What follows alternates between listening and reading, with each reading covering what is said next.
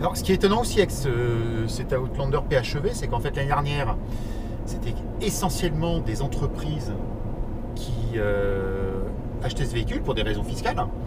Et maintenant, il y a un retournement de situation. En fait, c'est les particuliers qui sont majoritaires. Alors, pour l'instant, l'hybride rechargeable, c'est minoritaire dans les immatriculations. Mais il y a quand même une offre qui s'est développée. Il y a notamment Audi et Volkswagen qui sont arrivés sur ce segment avec la 3 et la Golf. Et est-ce que finalement, c'est pas la meilleure solution actuellement? Enfin, peut-être une solution transitoire avant quelque chose de là beaucoup plus propre, beaucoup plus écologique. Alors pour l'instant, effectivement, quand on regarde les chiffres, on voit que le pourcentage de particuliers qui achètent des Outlander PHEV a énormément augmenté. Par contre, on voit aussi que le nombre d'Outlander vendus en France a explosé en même temps. Alors je me demande si c'est pas juste les entreprises qui en ont acheté autant que l'année dernière et que par contre, des particuliers. Voilà, je pense que c'est en train de faire boule de neige. On commence à voir le véhicule, on commence à savoir qu'il existe. Les concessionnaires le font essayer et c'est vrai qu'objectivement, quand on l'essaye, on aime bien. Ah oui, c'est un système qui est très agréable à conduire. Hein. On a tout le plaisir de l'électrique sans avoir la hantise de dire qu'on va tomber en panne. Donc c'est impeccable. Et puis il y a quand même 200 chevaux, donc c'est un véhicule qui est plutôt plaisant. Donc je pense que les concessionnaires les ont fait essayer. Bon, je pense qu'on est en train d'enfoncer le clou et l'Outlander est en train de faire son trou petit à petit. Alors après on est d'accord, hein, l'hybride rechargeable pour l'instant c'est cher, c'est cher surtout. Ben, pour l'instant c'est là on est quand même dans un modèle bon, qui est le haut de gamme, etc. Mais on est combien? À plus de 57 on 000 est à quelque chose comme ça. Le véhicule dans lequel on se trouve vaut 57 000 euros. 57 000 euros, il y a plein de choses pour ce prix-là.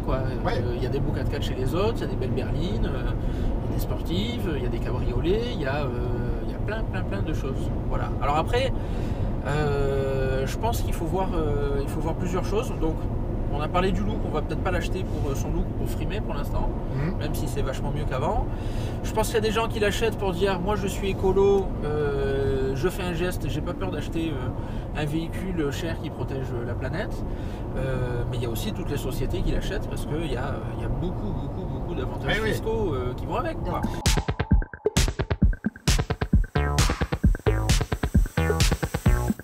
Alors la question qu'on se pose, ça serait de savoir est-ce que l'hybride rechargeable peut être la technologie d'avenir. Alors c'est pas exclu, les détracteurs du véhicule électrique parlent toujours de problèmes d'autonomie. Il se dit aussi que chez ERDF de toute façon ils sont absolument pas équipés pour pouvoir fournir le pays entier en véhicule électrique de toute manière. Hein, je pense pas que le peuple soit d'accord pour qu'on construise des centrales atomiques dans tous les sens juste pour pouvoir recharger les véhicules électriques. Là je pense qu'on a peut-être le beurre et l'argent du beurre. On a un véhicule qui consomme très peu. Très peu, on est quand même à sur un cycle assez long, sur le parcours qu'on a fait 70 km, on était quand même quasiment à 10 litres avec 35 km en électrique. Ouais, mais à 10 litres avec un 4x4 à essence de 200 chevaux. D'accord. Mais c'est pas dégueulasse. Bon, le principe de l'hybride rechargeable, c'est de dire que sur les premiers kilomètres, on marche à l'électrique. Et après, quand il n'y a plus d'électrique, pouf, l'essence se rallume. Donc il est évident que si on fait un très long trajet, on a une consommation de voiture essence.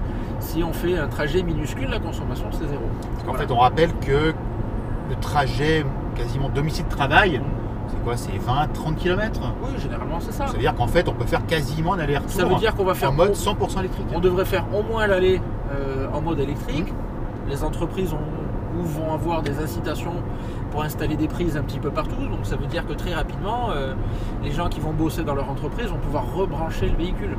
Voilà, donc on peut imaginer qu'on pourra faire l'aller-retour sans se servir du moteur thermique. Il servira juste quand on part en week-end, quand on part en vacances ou quelque chose comme ça. D'ailleurs, il y a un petit truc qui est prévu dans le logiciel de fonctionnement de la voiture. Il est prévu que si le moteur à essence ne serve jamais parce qu'on n'en a pas l'utilité, on fait que des petits trajets, automatiquement, tous les 90 jours, il s'allume au moins une fois. Oui, pour pas qu'il reste grippé, pour pas qu'il se grippe, pour que tout fonctionne, etc. Voilà.